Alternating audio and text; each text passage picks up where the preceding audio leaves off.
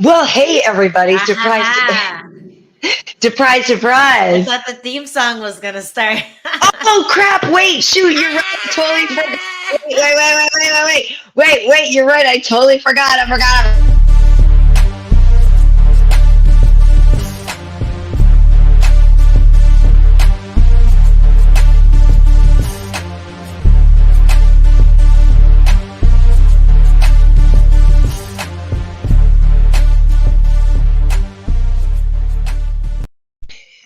Okay, hey. Oh man, that's funny. It is funny. Hey, listen. Welcome to what had happened was I'm not at the home office, which is why I totally spaced on the intro. But I am Karen Bryant here with. Angela Overkill Hill. What's up, guys? Listen, folks. Hey, listen. So I'm on spring break with the kiddo, and it was like we can just do an instant reaction type show right now and get it done, and then that way I can just be on the break with the kid, and then also I know you had people over and you were watching and stuff like that, so like you're ready to talk about it too. Yeah, But yeah, let's like do it. first and foremost, we should talk about your shirt. Yeah, so Biggie Boy, Jarinzo Rosenstruck. Did I say it right? No, but Oh no, but you guys know who I'm talking about. He was supposed to Jarzinho. fight Jairzinho. Jairzinho, I gotta know. I gotta keep it in my head. He was supposed to fight Marcin Tybura, Yeah. and Marcin got sick during fight week. I hate when that happens because you're always like, did they just like have a weird like weight issue or But he's was a heavyweight. yeah, he's a heavy. Some heavyweights cut though. Some Yeah. guys have to cut to make it to Yeah. 265. Holy shit! So like I wonder if that happened, but nah, it's so easy to get sick when your body is pushed to that limit. So Yeah. that sucks, man. That really sucks. But he seemed to be in good spirits about it. Hopefully they hook him up with a new fight pretty soon. Hmm.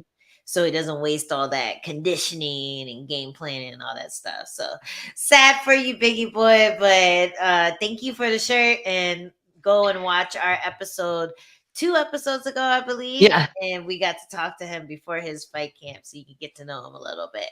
So yeah. That's right. Yeah, it was episode 57 with him. And in Tybura's defense, I will say, and I don't really know the whole story because, like I said, since like the kids on break and stuff like so, I paid I paid attention to it, but I didn't pay as much attention as to everything. But like one thing I do know when I was in London, Tybura was actually the he was the alternate for the main event for Aspinall, Oh. and so maybe part of it is that just a few weeks ago, he weighed in. So that was what, March 17th, March 19th or whatever. Yeah, that was recent.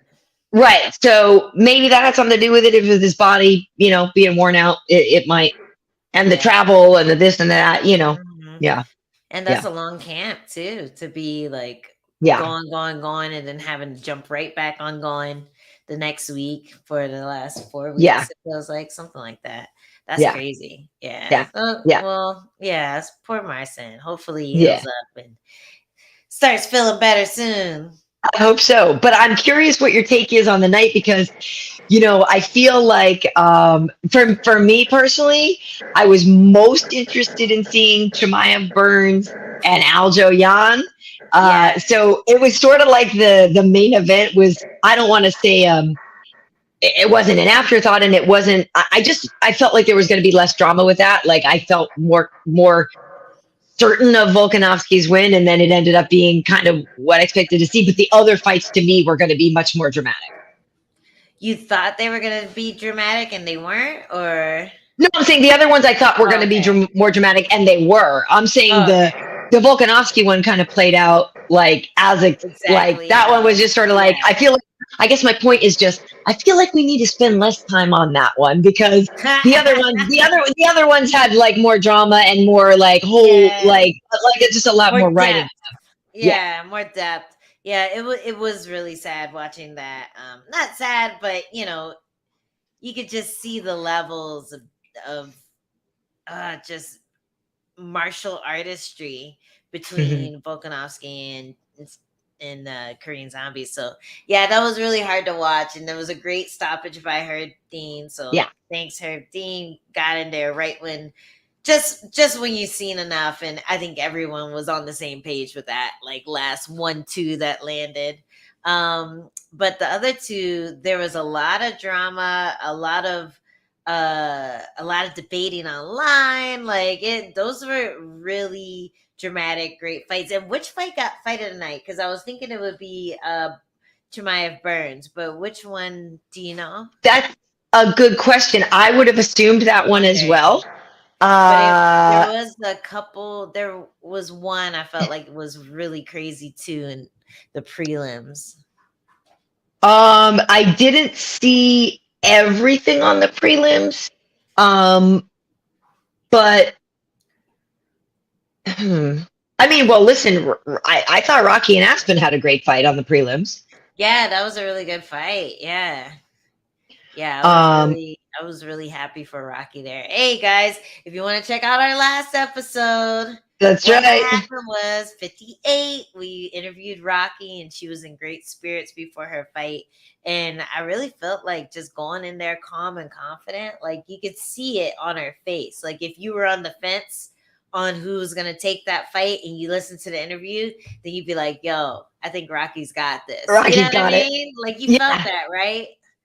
Yeah. She just seemed so in command of everything. Like even just in our interview, she just seemed very at peace at everything, and it's in control, and just like unfazed by and it was a good fight. It was a competitive fight. Okay, so here's to your point. Yes, so fight of the night was Chimaev and Burns. I mean, that's like an instant classic fight. I thought that was pretty incredible. So yeah, they got fight of the night. And then it also says that performance bonuses went to Volkanovski, for his 4th round finish there. And then also Oleinik, who picked up his 60th win. And that was and he's 44 years old.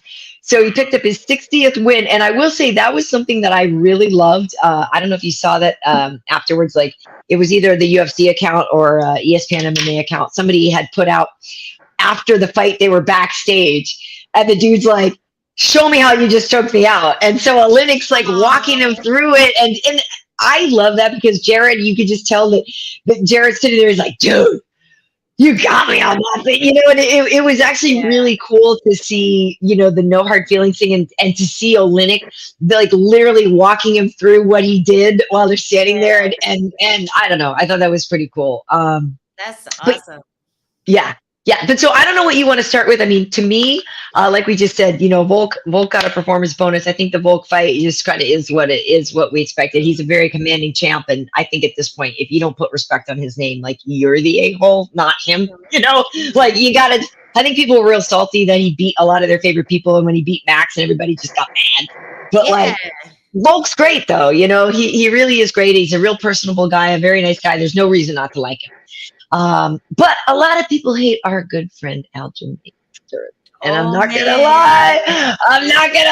There was like part of this when I was like, go ahead, Aljo. And for folks who don't know, my mom is Jamaican. I'm half Jamaican. So there's the Jamaican side of me that definitely roots for Aljo as well, who walks out with the Jamaican flag and the American flag. But people were mad at Aljo for being the champion after being disqualified or getting the win via disqualification from Jan. And this time, to me, it didn't. I thought I know it was a split decision, but I did think Aljo won. Yeah, I don't know. I was a little on the fence. I wasn't like totally sure, but I wanted Aljo to win. Mm-hmm. So I felt like that kind of pushed me over the edge of thinking he was like, no, legit, like that does something. It's close. Like, I wanted Aljo to win, so I saw what I saw, and yeah, it was a close fight. I was surprised that he won though, but it was a close fight. So I guess the reason the surprise factor comes in is because when fighters have a stronger showing in the earlier rounds and when they don't look as good in the later rounds, I feel like that sits in people's brains more. And then they're like, I can't believe he won. Like, when you lose the later rounds. So to me, it was very clear that he was winning earlier on. And yes, Jan came on much stronger later in the fight. And I guess a lot of it comes down to how you score the first round, right? The first round is kind of the one. So 2 judges gave it to Aljo. And that's what made the difference there. So it was close. But to me, like at the beginning of the fight and stuff like that, yeah, like Aljamain didn't look like he was really in trouble and he was really working hard and, almost, I mean, I guess you can kind of talk about almost got the submission or whatever, but he was, in control a lot more. And then things did turn, but I wasn't like, I never thought like, oh, wow, he's about to lose. I don't know. Yeah, no, I think there was no moment of panic in the corner, like it was just very close and it was very tense, Aljo was on the back foot a lot. So that always looks better to fans right. as well. It looks better on screen.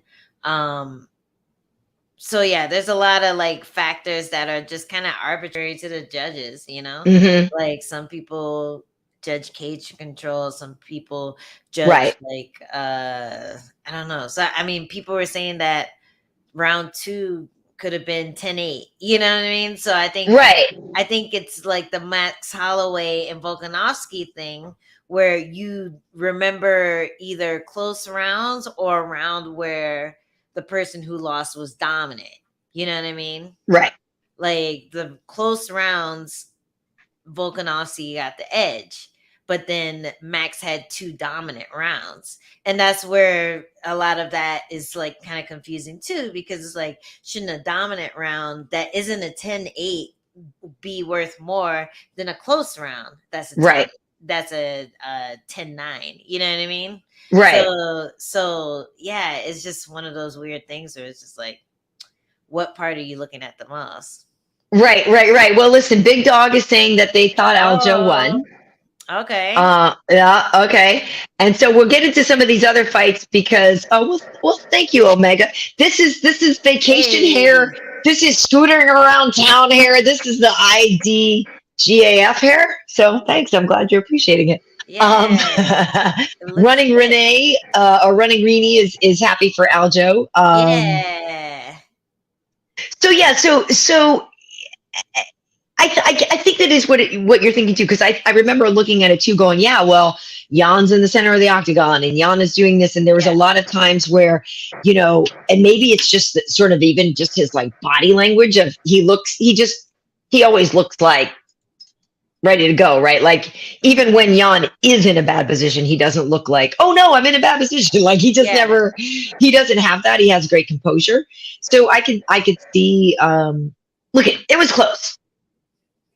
Close fight. Close. And basically it came down to 2 judges giving it to Aljo in the first round. And that's what made the difference. So to me, I'm not going to sit here and get on a mountaintop and be like, Aljo won, he's the most amazing. Yeah. But to me, the celebration in it is in the validation for him. And everybody was mad at him before, he's the guy who received the illegal blow. And yet, he's the bad guy. I guess for accepting the championship. So I'm happy that he won in a decisive way, even though it's a split decision and people are still going to say it's crappy. Oh, I actually started a poll. I want to see what our numbers are on Twitter to see, but yeah. Yeah. Show it. I mean, because I feel like it answered some questions and then it brought out a bunch more at the same time, right? Mm-hmm. So. And people are laughing because they're like, yeah, man, the haters must be going crazy because they're just so mad at Aljo. So right now, we got 1,200 votes and 57% are saying Sterling won and 43% are saying that Jan won. So this is the numbers right now. Wow. So the public has spoken. Yeah.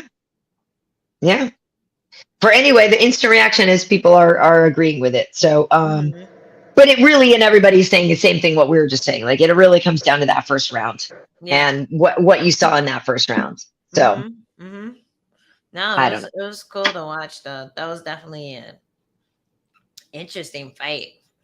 Well, what's interesting to me too on this one is just the emotions that Aljo had all during the week, because it really has been a long road for him. And that's the other thing is, whether or not people want to give him respect for the fight or say he won or this or that, the fact that he had to come back from neck surgery, disc replacement, all that, like that's a very, very major, scary surgery. I've known a few people.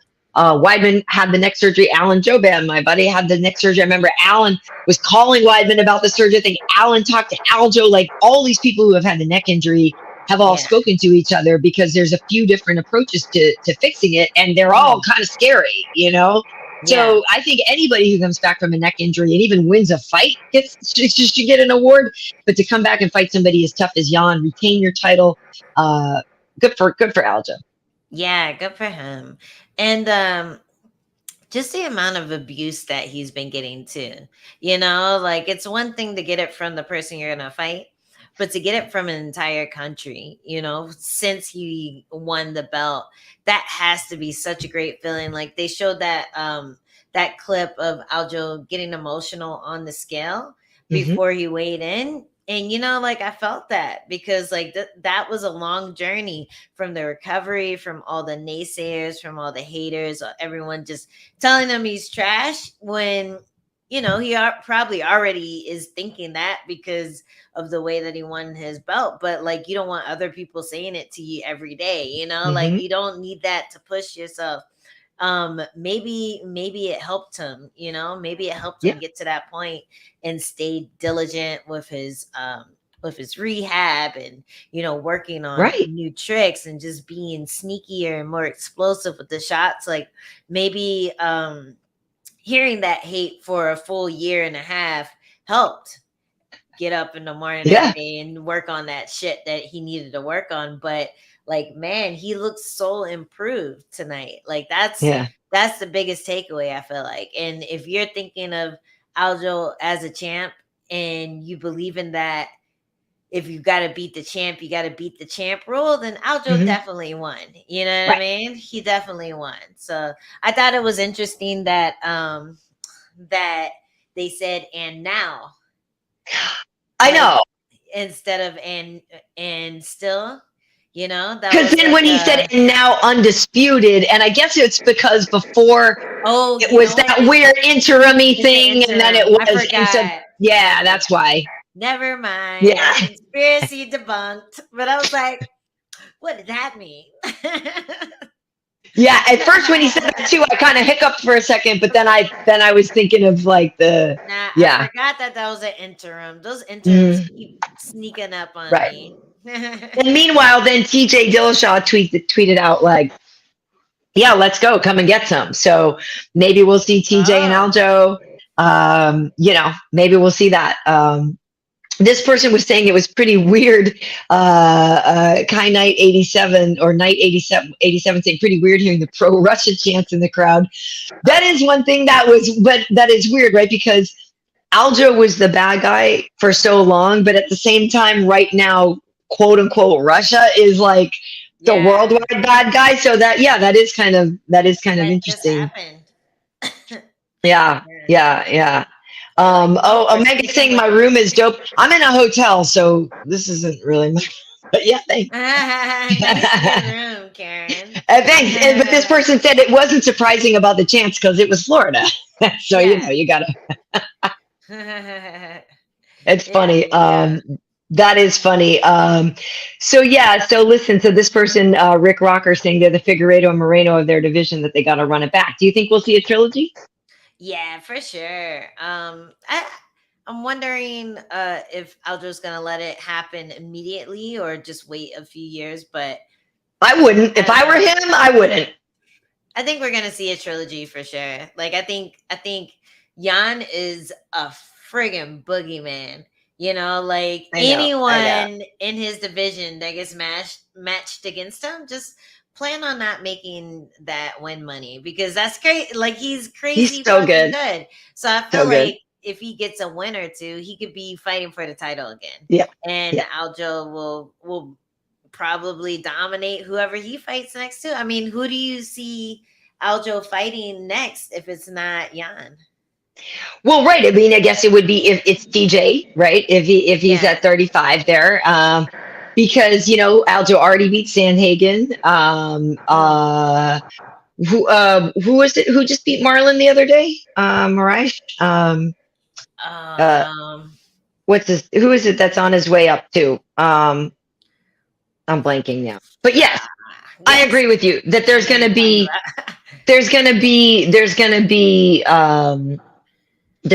more. Oh no, that Marlon one was 25.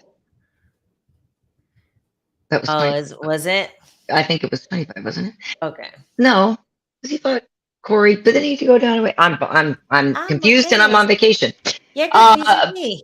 But no, I know.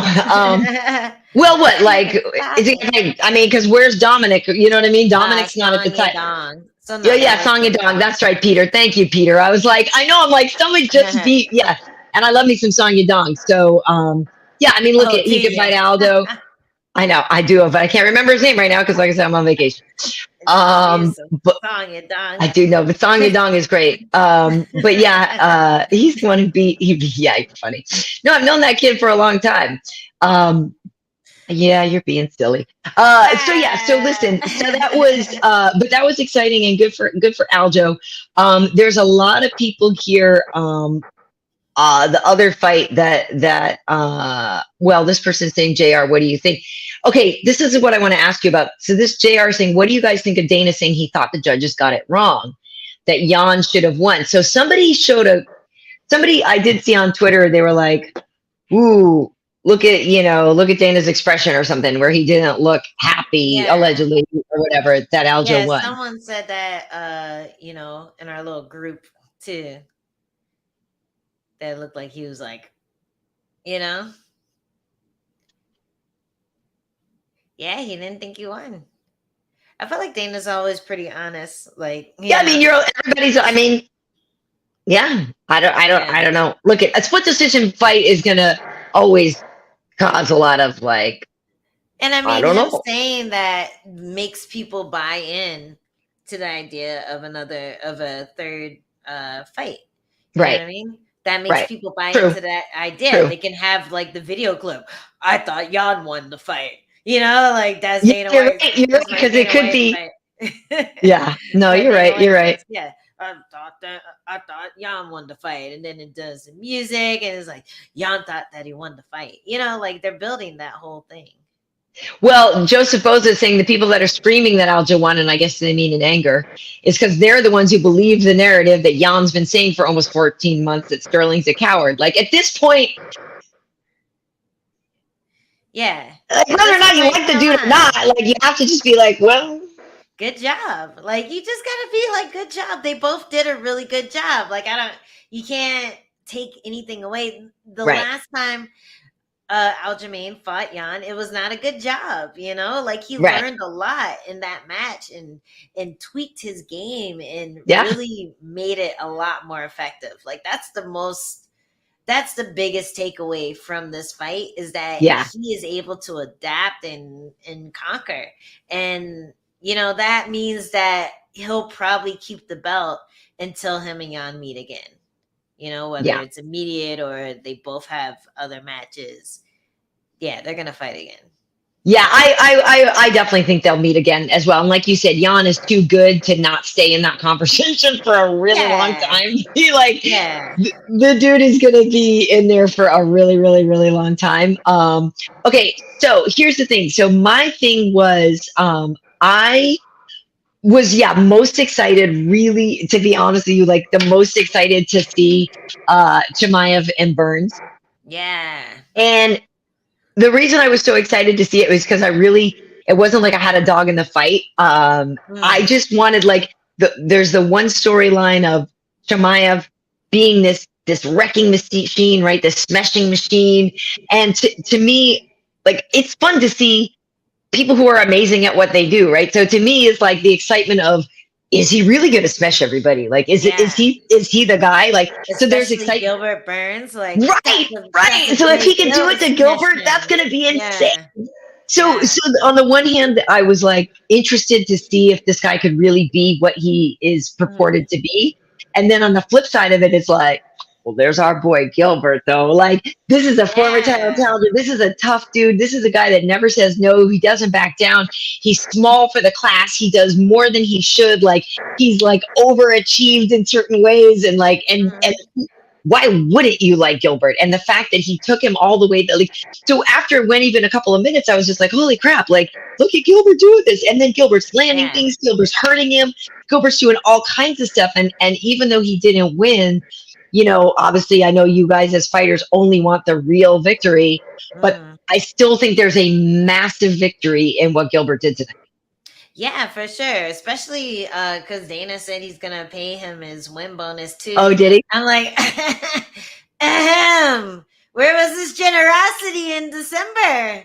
Huh, Dana? What? But anyway, I'm happy for Gilbert because he's gonna get his show or his win and show money. And it is a moral victory. Everyone thought this guy was the boogeyman. Like everyone thought that this guy was gonna take him out. Like the betting odds tell you that much, so it's really great because that's what I wanted to happen. Like I wanted someone who has achieved as much as Gilbert Burns to not get like one punch knockout. You know what I mean? Like I knew if it went past the first 2-3 minutes of the fight of the first round, then we're probably going to have a fight. But a lot of his fights don't end that way, so that was the scariest part. Once you get past that like first round, then you're like, okay, we have a fight right now. Like it's any man's game. So that was really cool to see Gilbert bring that out of him. And it was cool to see that Chimaev has like killer cardio. It's just like little adjustments he has to make with his boxing, and when he when he attacks, once he starts to get a little slower throughout the fight, but still the pace that he kept was really impressive. So I was impressed with Khamzat, like I'm just because I'm saying I thought Gilbert won doesn't mean that I wasn't super impressed with Khamzat and how he is able to win a decision. It's still exciting. He's still going, still like pressuring. It was a cool fight. It was a great fight.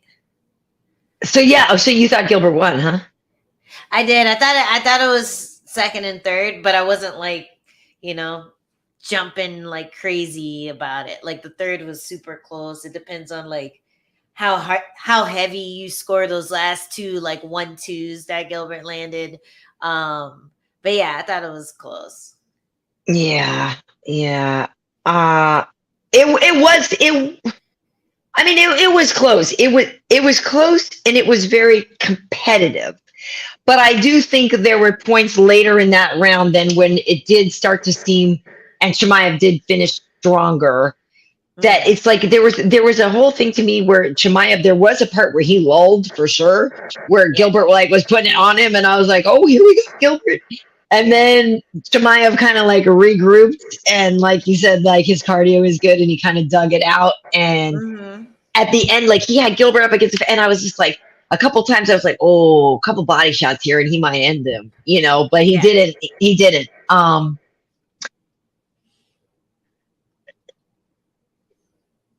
mean, look, if they had announced at the end and they had said Gilbert won, I would have been like, okay. Like I guess. I mean, it was really close. I guess I think I kind of thought Chimaev won, but man, it was very close. Yeah. It was very close. Yeah, it was. It was very close. And then people saying, "Oh, it didn't look like a winner at his post-fight scrum." Okay, so yeah, this is interesting. This is true. Like Dana had said before the fight, if he wins, he'll face Colby, and then those are two cardio machines right there. I would like to see Chimaev versus Colby. I mean, let's just talk about that for a second. Like that is massive, and a lot of people before the sort of, detractors for Chimaev were like, oh, well, who's he fought? I mean, he fought only, these people and whatever. And, anybody can beat these guys on 10 days notice or whatever. And to step up and to face a former title challenger like Gilbert was a huge step up. So, yeah, like now what are the detractors saying? Even if you thought, hey, close fight, and I think Gilbert eked it out, you still would have to give it up to Chimaev for being in that competitive of a fight with a former title challenger. So you'd still have to admit that the guy's not just beating cans. You know what I mean? So yeah, exactly. This was a big win. Whether you think it's controversial or not, it's a big win. Like just the fact that it was close is a big win. So yeah, either way you you scored it. This is a huge deal for Khamzat. I was even saying, like, once the fight started, like, even if he loses, that fight with Colby makes sense. You know, Sure. like Yeah. still book that fight. So this is kind of like worst case scenario, but also best case scenario. He won a controversial decision. People are still going to be looking for him to prove himself against another former title challenger. Right. Knocks Colby out, gets to fight for the title next. Like there's no other Right. trajectory. I feel like, you know, if he is able to beat Colby. Well, the thing I think is also funny about this is like he's going to be completely immune to Colby's shtick. Like, yeah, like it's not going to work at all. I mean, I'm trying to think who it works on though. Like I feel, I think Colby's stuff. I think Colby's stuff either works on like other sort of like Americans where he can at least be like, well, I'm the greatest American or whatever between the two of us, or it works against a quote unquote dirty Brazilian. But like, I don't think Colby's going to be able to talk crap to Khamzat and know who Khamzat is backed up by.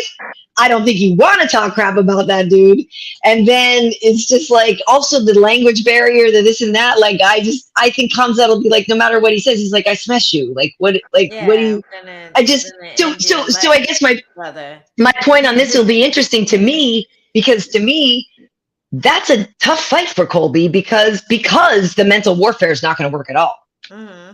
And I feel like he does the Colby stuff a little better than Colby does it. If that makes sense, like like the takedowns look more explosive. The speed at which he goes from striking to level changes is just like, you know, a little more jarring. Like when he latched up with Gilbert, like man, it looked. You ever watch Beatles fight? You know, like National Geographic or whatever. That's what it looks like. These two just like strong ass things. Wrestling, and then he like would do something crazy to him.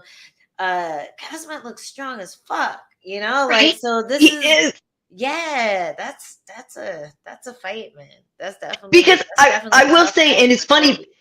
I think so too, and it's funny because they said it on the broadcast, and obviously it's a well-known theme. But I even said to my kid, I'm like, okay, so here's the thing. I'm like, this guy smashed people at 185 pounds, but Gilbert used to fight at 155. I'm like, so that makes me a little nervous for Gilbert because it's like Khamzat's much bigger, and that is the thing. Like, even though Colby's not small, knowing that Khamzat can do that to big dudes and that he's training with Gustafsson all the time, like that's where I'm like, I don't know who's gonna stop him. Yeah, man, that's gonna be cool to see. Gonna be cool to see the rise. Yeah, I think it'll be really fun. I think it's Jeff McNulty says Khamzat destroys Usman. Oh, I mean, Kamaru's damn good. I mean, that's a tough fight. On the boxing side, I was liking the little openings that we were seeing Gilbert get, you know, on the boxing side. He was finding his mark a lot. Trey Piranha says Usman jabs Khamzat to a decision. Yeah, I gotta agree with Trey. Well, Killjoy here answers it. The setup with Chimaev versus Covington seemed inevitable, but why didn't Burns face Colby first? I wonder. I mean, partly it's probably because they were former training partners. But, and then they kind of, whatever. I mean, I guess it was like, I guess maybe that was part of why they did it. I was wondering that. I was like, damn, they never fought each other, have they? Yeah. I mean, because was Gilbert I mean, no, they actually weren't training partners, right? Because Gilbert was never at ATT. He was a black stallion. And then, so I guess they didn't really train together. He trained with Usman. Gilbert did. Right. Yeah. Yes. He and Kamaru were former training partners. Right. That's where I was confused. The thing. Yeah, that's a good question. I don't know. Maybe they just figured. Maybe just missed each other. Two strangers in the night. Yes. Matchmakers. That's right. Missed each other. That's right. Okay, so I have there's a few other things I want to get to because I know for sure you have probably a real take on this one, and I want to go. I think we had some comments on it at the very beginning of the show, and there have been several comments about it. But a lot of people are curious about the scoring. Rick Rocker is saying Tisha and Jan got robbed. There's Oh, a lot of people, so Dar the dog saying Tisha did win. oh, There's a lot of stuff here. Okay, in what universe did Makenzie beat Tisha? Tisha took 1 and 3, in my humble opinion. Tisha got robbed for oh. sure. Aldo, I think he won his fight. There's a lot of people talking about your former opponent and saying that Tisha was robbed. So you, ma'am, I know you've never fought Makenzie yet, but what's your take on that fight? I thought Tisha did well. I think was it the first round people were debating? Because like I thought it was obvious Tisha won the round, and Makenzie didn't really land anything until the final seconds Mm-hmm. of the first round. So she finished the round strong, but that was still like 4.5 minutes of Tisha hitting and moving, sticking and moving. So I think that's why Makenzie won, because she finished that first round strong, but I don't think it's right. Like I thought it was obvious that it was Tisha round 1 and 3. Makenzie did a Really? great job with that Kimura and just Mm-hmm. dragging her down.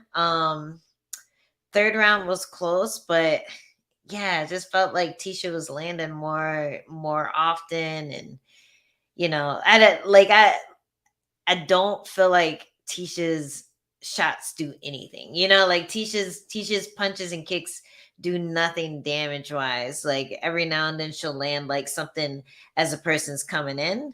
But like I feel like judges usually don't count that, like they Yeah. usually count volume and busy fighters, especially when they're like throwing twice as much as the other person. So Yeah. yeah, it was a weird one for me. What did you think? What did you think? Well, What did you think? I actually didn't see all of the first round and stuff. But what I did see, or I did see that I did see Makenzie, hunting for the submission. But I don't know if that was the second round or the first round. Um, Yeah, that was the second round. yeah. So I did see her sort of working for it. I want to sort of echo what you just said. I guess my it's not a complaint is not the right word. What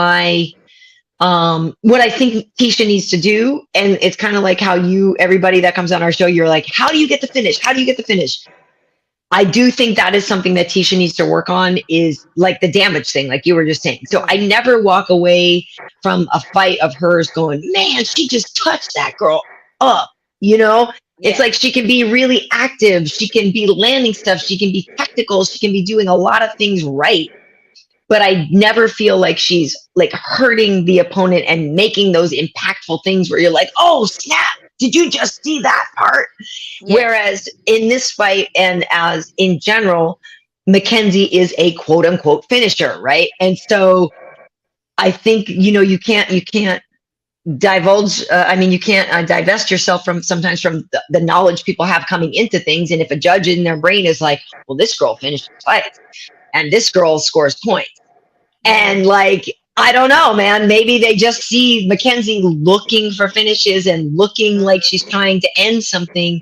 And maybe they weigh that more than the technical proficiency of somebody who's touching you, but not damaging you. I don't know. I'm not a judge. I mean, they're supposed to score strikes by effectiveness.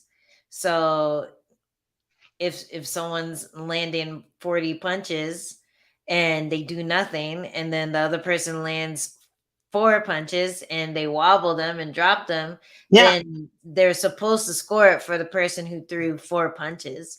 Right. But I feel like I see a lot of fights, more fights than often, that don't do that. Like they do the opposite.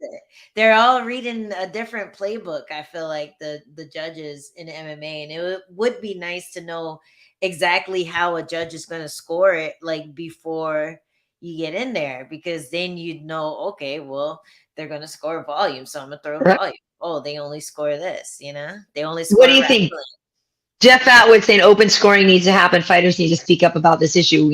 What do you think about open scoring? Because I do think I'm okay with open score. I think it would be cool, and I know how some Yeah. people are like, well, no, if somebody's really losing, then they know, and then no. I think open scoring. I'm pro open scoring personally, myself, but I'm not the one inside the octagon. But I agree. I think it could be. I think it could be pretty good. This Yeah. person is saying Tisha had the kicks and punches going in and out. Seems like she needs pure domination in a fight because of how small she is and how the judges view her strikes as ineffective. And maybe that is it. I mean, she is the tiny tornado and this and that, but like, I don't think it's just her size. I think it's, she doesn't ever really get a lot of damage on the other girls. Mm-hmm. Yeah, it's not like everyone's the same size. I know, yeah. I'm the same size as Tisha. It's not the size. It's the pop of the punch. Is how much you're willing to sit on the punch, because she's always hopping in and out. So like that movement takes away from your connection to the ground and your core connection to the ground. So like when you do connect, you're already moving away from the thing you're trying to connect from. So it's like, that you don't have that like full impact when you hit right at the right moment, and you have to be in the pocket for that. She's very much touch and disengager, and that's like she wins her fight. She's a point fighter. I was just gonna say she probably would have been a great like Olympic Taekwondo type fighter or something like that. You know what I mean? It's like that type of style, where you just is the most you touch them, the more you're gonna win. Yeah. It's funny though, too, because the whole grounding thing, like for people who don't know, and if you're not a fighter and that kind of stuff does translate to other sports. So like I even know when I'm playing tennis, right? If I run after a shot and I'm like not planted, and I might still get to it and I might still get a shot and it might go over and it might be okay. It's very different though from when I'm there on time, ready, planted, and then swing. Like it's different. So it's different for sure. I can only imagine a punch when you're only halfway there versus grounded, focused, pulling it all away from every part of your body. Yeah, like it's just different. Forward, not like that. Yeah, there's a big difference. Right. So here, Rick Rocker's bringing up the one point that the detractors always bring up about open scoring, is that it could backfire because they're saying the one who's winning could coast. But the thing is you can't coast, because I don't care if you think you're winning and you coast, that other woman isn't coasting. Yeah. She's gunning for you. So you can't coast because she knows she's down. Like you can't coast. Yeah, people do that anyway. The people who are going to coast are going to coast whether it's open scoring or not. Like they're already coasting. Don't worry about them coasting later. They're doing it right now. Everyone else is going to fight to the fucking depths because they want the 50K bonus. They want the recognition for getting the finish. And they want the mental security of knowing that your efforts ended in a win. Like anytime you go to the judges, you're scared as shit. So like, you're not going to know what that third round score is. So why risk it? You know what I mean? Like, maybe you're up 2 rounds, but that person's going for a Hail Mary every 2 seconds of the fight. So you have to get out of the way. You can't just coast and eat a fucking overhand, like it's really crazy in there. People think like you're locked in a cage with someone trying to kill you, that there's a moment you don't feel like scared for your life. Like you gotta attack them, otherwise you're putting yourself in danger. Like that's stupid, and I don't think that's a concern. I don't think that's a real concern. I don't think so either. I just don't think it's possible. Like I don't think you can coast. You just can't. Yeah. I don't think so. I don't think so. And this person, same thing. They're saying night 87. That like, you can't. You won't. There's never a part where I'm like, watch. where I'm watching you fight, I'm like, Angie's just like kicking back and taking a jog around the octagon now. Like that's never Yeah, gonna. coasting isn't safe. Look at Holly Holm versus Miesha Tate. Yo, that was Yes. the first time I ever seen that happen. I was like, yo, she got this. She doesn't even need to fight her anymore. Then 2 seconds later, Yep. boom, rear naked choke. Right. That shit is, yeah, you gotta be on your P's and Q's at all times. It's true. It's true. But yes, it was a big win for her future missus, Rocky Pennington, who picked up the win over Aspen Ladd. It was a competitive fight, and like I said, like we were out and we were watching that one, and here Joe Bose was even thinking how so Rocky's won 4 in a row. Surprised by her and Sarah McMahon call out. I think she knows she has to fight one more time. Tough has locked up the title for about a year. Well, this is the thing. So Joe Boza and for everybody else, when Rocky was on with us on episode 38 last week or 58 rather. She was talking about a title fight. She would love to face Juliana Pena. They had some, it's not beef is the word, but like a little tension. A little friction. Tension, friction from Tough. So, she was saying that she would welcome that and she would like to fight Juliana. So, look at Rocky. She's doing great. She's just doing great. So. Yeah, that was awesome. That was such a good fight. Her boxing looked amazing. She was like getting hit in the angles and like the little like swivels on the hook going underneath and then coming back up and hitting her with like little uppercuts and shit and little hooks around the corner. So that was really cool to see. Congrats, Rocky. Well deserved win. That was and I'm like I was surprised that Aspen was super surprised. I was just going to ask you what you thought about her reaction. I literally was just going to ask you that. At her surpriseness. But, when you're in there and maybe her coaches were like, yeah, you're doing real good work. You didn't, just like bigging her up the whole time. Or maybe the coaches told her she was probably up too or something like that, So maybe she was a little surprised by the decision just because she thought she was doing really well. But I thought it was pretty clear for Rocky. I don't remember which rounds I scored for her, but I thought they were like 1-1 and then Rocky finished strong. So, but yeah, it was a good fight. It was a good little scrap. Yeah, it was a good little scrap by both ladies.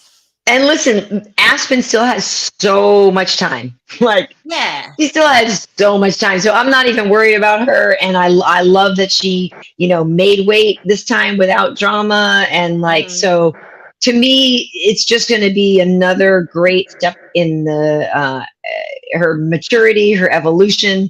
It's good for her. It's not some huge setback for her. She's still going to be, ranked highly. Rocky was number 7 going in, and I think was Aspen number 3 or 4, right? She was 4, I think. And maybe she'll slip to 5 or 6, and Rocky, or Rocky maybe could come up to 5, and Aspen would switch to 6 or something like that. But no shame in that game, and Aspen will be fine after this. And and maybe sometimes fighter just needs to kind of fall in a couple of little bits of hard time to regroup and really solidify their mission and stuff. And she has so much time. She's still so young. Yeah, for sure. I'm not worried about Aspen at all. Ain't nobody worried about them young bucks. Nope. Okay. Well, so was there anybody else that stood out to you? Mickey Gall was on the show with me and Hanato the other night. It didn't go his way against Malat, who is an alpha male guy. He ended up getting a TKO, but Ian Gary, Mickey's teammate, who also kind of popped in and made a surprise appearance, he picked up the unanimous decision.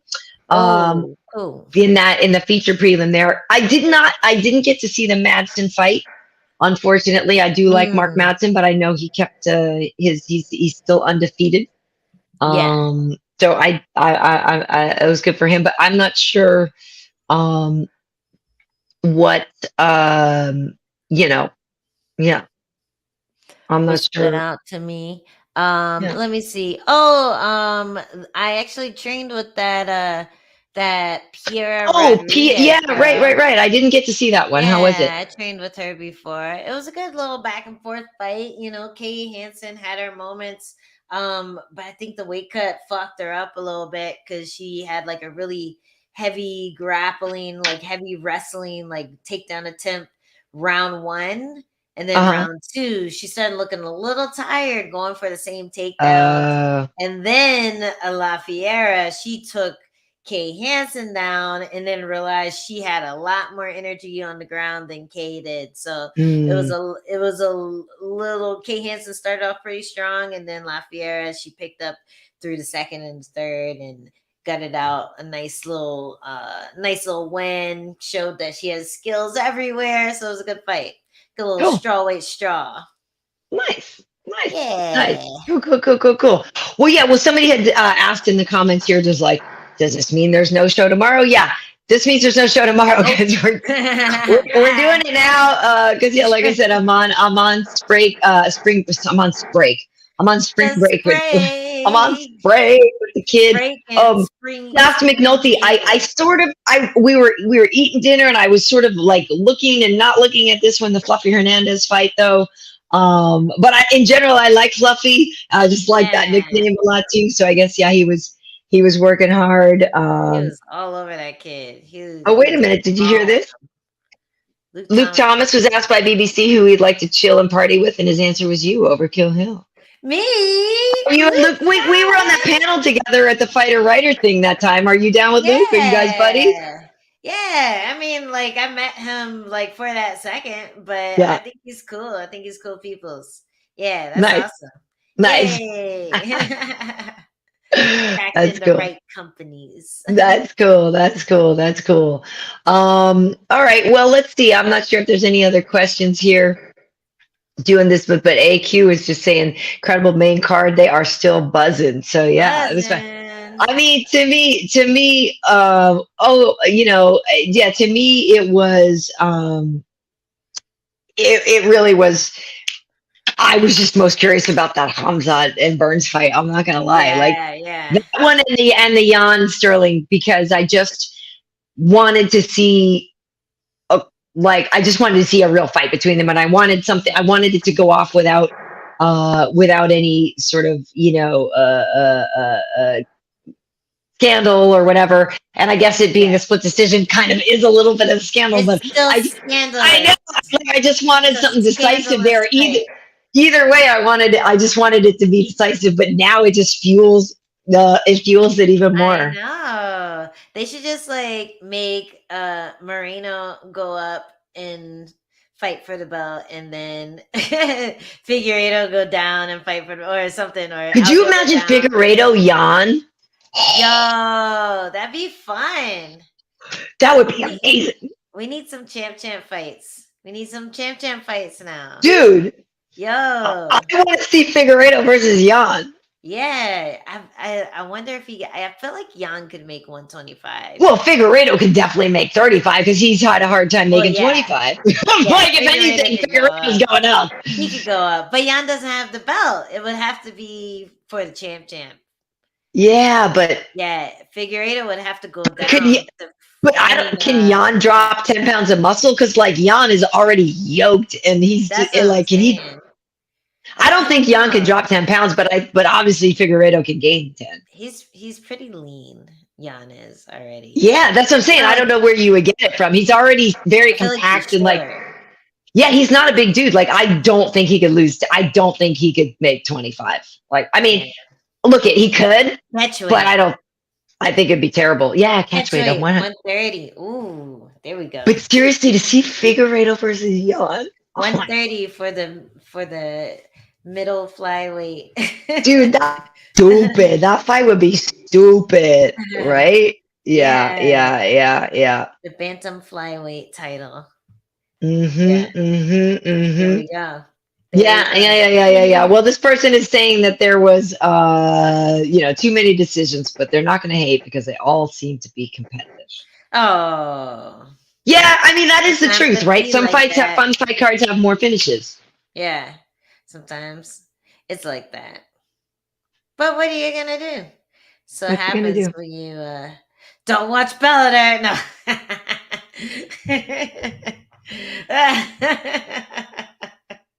Wow, that Oh was some gosh. shade. That was some shade. That was some shade. I can see that Angie's buzz hasn't worn off. Wait, Yeah, no, I'm not okay. buzzed. Hey, okay, yeah. So hey, listen, but I was looking at something earlier. Your fight with Virna, when is that? May. May 14th. Yeah. Right, and I am working that card, which is exciting. Yes, Nice. it'll be lots of fun, lots of fun. But yeah, so for those who don't know, you are in the midst of a fight camp. So look at if it's May 14th and today is what, April 8th to April 10th or whatever. So like Yeah. where is the fight? Like so you're 5 weeks out essentially, right? Yeah, 5 weeks out Right. as of today. So Yeah. what does that look like for you in camp? What is 5 weeks away from your fight look like? What are you working on? Is this technique heavy at this point? Is it strength and conditioning heavy? What are you doing at this point? Well, the strength and conditioning is still like pretty heavy. Still sparring, still getting lots of live rounds with like wrestling and Mm, grappling and the live striking rounds and stuff. So yeah, and then like a lot of focusing on certain things that I need to fix and certain things I mhm. can capitalize. So all that fight stuff is happening, like we're in the thick of it right now, Yeah. like Yeah. the first couple of weeks are kind of to get the motors warmed up and Yeah. lubricated and like Yeah. turning. It's like starting your engine before you drive off in the wintertime for the East Coast people. Totally gotta let it warm up. I Yeah. still do it. I live in LA and I'm always like, no, no, no. You gotta You let the gotta let car the warm car up. warm up. That's like, no. You don't want to see this thing when I make it go immediately. But yeah, that's what the first 2 weeks of fight camp are for. And then you're like picking up the pace, picking up the reps, picking up the intensity. And I'm like in the peak of like hardness. So this week and next week are going to be pretty hard. And then I Yeah. get to start like chilling and letting my body rest a little bit more. So yeah, that's how fight camp goes. Yeah, that's why I'm asking because I would Yeah. imagine right now would be kind of the toughest part. Yeah, it Yeah. sucks. Yeah. Fucking hate No, I know. it. You can tell. Like looking at your stuff, and I'm looking at your posts, and like, she's working Yeah, it's hard. fucking grueling. I hate it so much. But I'm like, ooh, I'm just imagining put these knuckles through your fucking face. Put it in her face. And then that keeps me going. So Yeah, yeah, yeah, yep. yeah, yeah. Yep. And I got my little notepad of all the advice we've gotten from all our guests on how to finish fights. So Nice, y'all don't have to worry about me. It's all your nice, decision. nice, nice. I uh, love it. I love it. Well, yeah. Well, very cool. Well, yeah, so for folks, if you're just seeing this here on Twitch or on YouTube or Twitter or whatever, it's also on Apple Podcasts and Spotify and iHeartRadio. This is episode 59. That means there's a lot of them you can go back to. Angie's repping the Jarzinho shirt. We had Biggie Boy on a couple weeks yeah. ago. And so listen, they're probably just going to postpone his fight. So just go back and listen to episode 57 when they Yeah. rebook his fight. It'll be the same stuff. It'll be the Totally. same things. But we had a great time with Rocky Pennington, who Yeah. it's funny, for people like some of the comments on that show were just like, holy crap, like I've never heard Rocky be this candid or this open Yeah. or like this was just so cool because it was like just three like legit badasses having this cool convo and it was fun and it's funny because after that show I was thinking about that too and I was like, man, I know I've known her for a long time, but I really did feel like that was like the best conversation we had, because Yeah. we covered so much different stuff and she's just such a cool girl. Yeah. And It's then, very and chill. it is neat to sometimes go back and look at the shows like, yeah, after the fight happened, right. And after they won or whatever, and then go back and be like, oh, no, she said she was going to do that thing. Yeah. You Yeah. know, yeah, it's cool. It's cool. No, for sure. As soon as it went to the ground, I was like, she said she's a grappler. She's fine. Like Yeah. Yeah. little moments like that, you always like think back to what they said that they were like preparing for and all this Yeah. stuff. And it's just like nice to see it come out in the fight. So Yeah, for sure. For sure. yeah. Well, listen, so I am on the job. Oh, woo! Wow. Look at this, Angie. Oh, We just got yeah. a big old Let's donation. Thank you, go. Mojo Let's Khalifa. go. We're gonna use that Yo, money to celebrate Angie's win. thank you. Wait, let me get a photo of that. That's my Monday motivation, motherfucker. Thank you so That's much. awesome. Yes, that is awesome. Thank you so much. That is Let's go. amazing. Yeah. And yeah, Gaza, that shirt is dope. I have one of those coming for me. Biggie Boy sent one for me as well. And so yeah, we're loving it. He's such a nice guy. He's so That dude, nice, man. he's just so great. He's He's just so so great. good. Yeah. Yeah, he's just really great. But I'm also just noticing here in our comment section that like it looks like some of our people are like making friends with each other over here. And you Oh, got big fans over here on your Twitch and everything. yeah. What's up, Massey? But yeah, so we're gonna and look at folks. I'm still looking for my PS5. As soon as I get a PS5, I'm gonna get a Twitch channel going too. Yeah, we're gonna play that. What's that Wordle game? Boggle, Wordle. I love me some Wordle. We'll play But Wordle on PS5.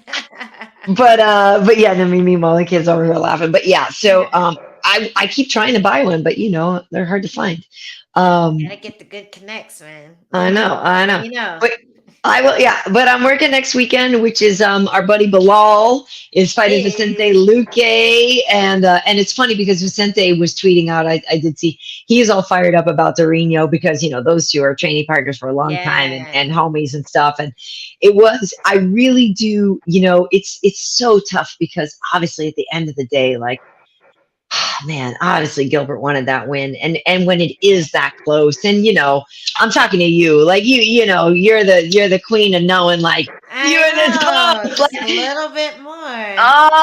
So that it's gotta just be heartbreaking, because like you would love to be the guy that stopped the hype train, you know? Yeah, you don't get those matchups that often where everyone's looking at you as the upsetter, you know, like you don't get that opportunity that often. So to get the opportunity and to one, not get smoked, two, make it competitive, and three, like convince everyone that you won or convince like a huge chunk of people that you won, like that's a big accomplishment. But like, you know, he wanted to stop him because that's the coolest thing that you could possibly do with that opportunity is to stop the hype train. Like that would have been awesome, but yeah.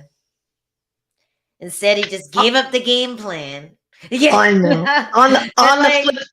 I'm always a little sad too for the person who like puts on a great fight like that against a hype train and then doesn't get the win, because now someone else is going to get that credit, but you laid the groundwork, you know, like you showed them the blueprint to success.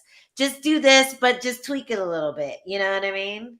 But isn't the blueprint just don't get smoked? Like, I mean, and that's the thing is like not everybody can be as tough as Dorino. So like the blueprint is kind of like survive and then try to do some stuff. Yeah, but like the top guys, they have stuff to look at now. You know? No, you're right. It's like the John Jones thing, right? Because nobody had tape on John Jones forever, and so nobody knew how to beat him until he went right.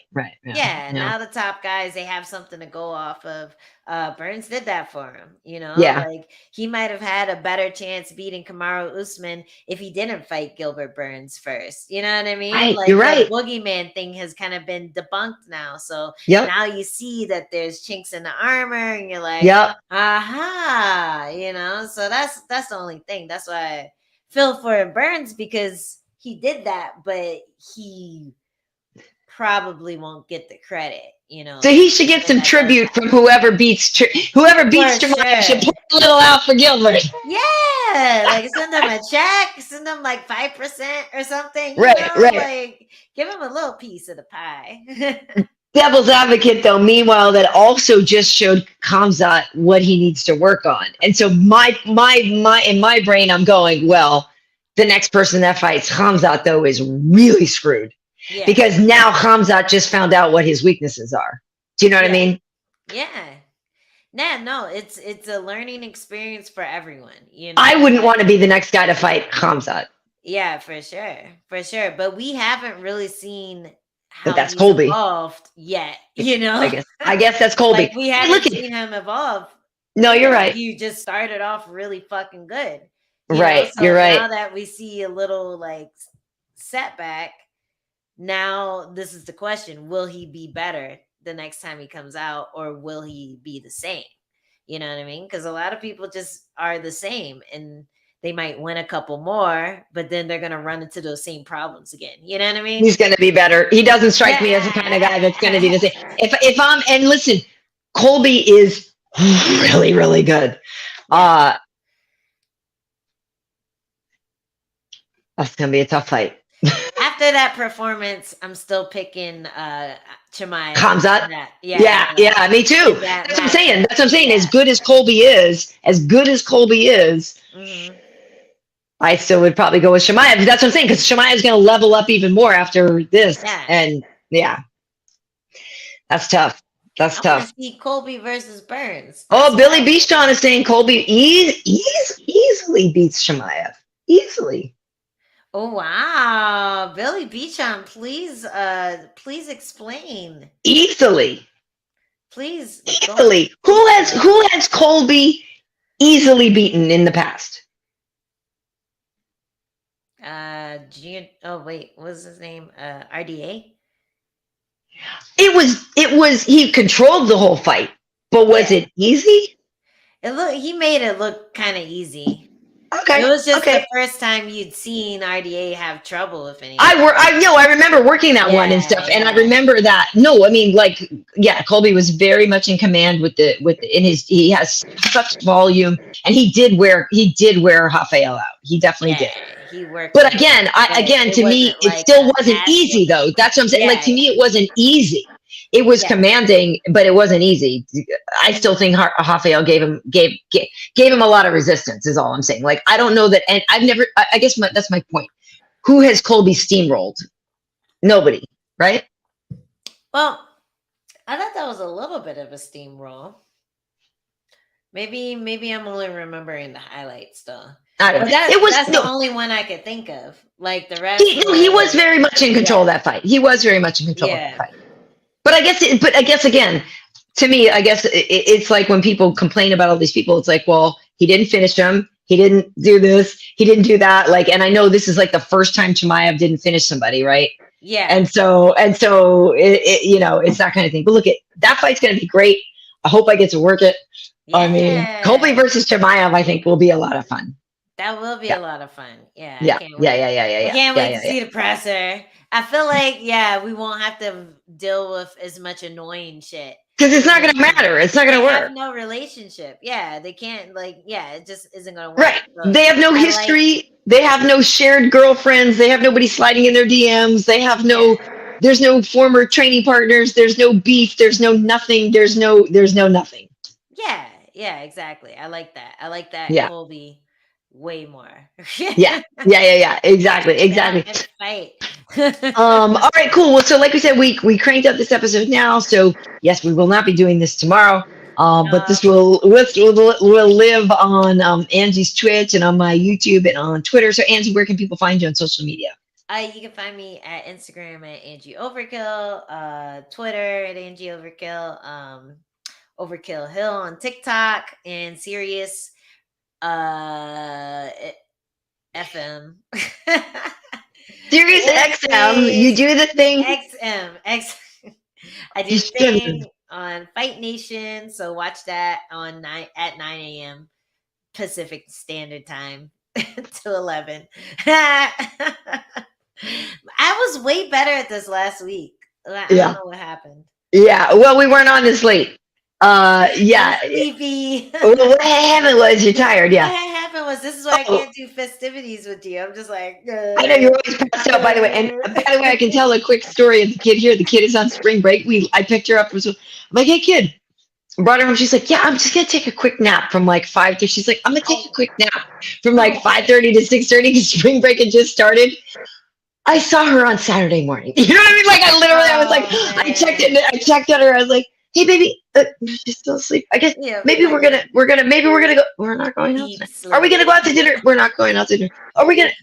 And so then like at 10 o'clock at night last night, I was like, well, and I just started like, I made my little fake like vegan chicken nuggets and some like lentils. I was like, I guess we're not going out. Like kids slept for like 14 hours. Oh man.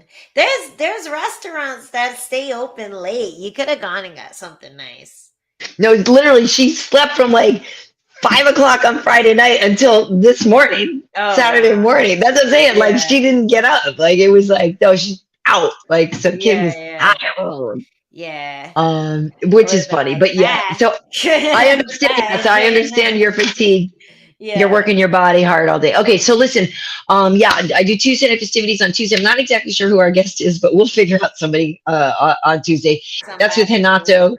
Yeah, that's it with Hanato, but you can find it here on my YouTube. Last week we had Mickey Gall. Week before we had Kelvin Gastelum. We just hit episode 30 of that show, so there's a bunch of them to watch. Maybe you can get Jairzinho. Jairzinho has been on with us over there before, and so has Aljo. And that was one thing I was going to share again is that people need to see that when we had Aljo and Marab on one time, and talking about Aljo going to the Black Sea with Marab over in Georgia, which was quite funny and stuff. But yeah, Jairzinho was on with us on episode 3, like all the way back to the early times.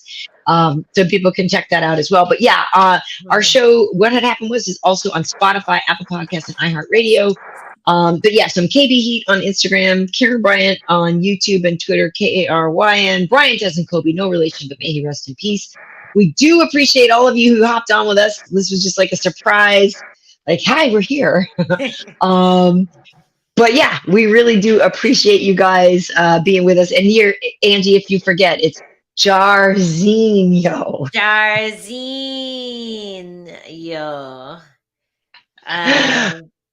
Yeah. Like what do you call it? An onomatopoeia or something? Onomatopoeia, exactly. Yeah, exactly. I need one of those things for it. Exactly. Well, Killjoy Knox had a great time. Thank you so much, Killjoy. We had a great time too. Look at Will Smith's hand, Angie. You might have to break it to them. Oh, I'm sorry. I am married. And Adam said, keep my wife's name out of your mouth. So sorry. Adam said it, not me. And thank you, JH125. Much love and respect. Great to see you as well. Yeah. Great to see you guys. Thank you.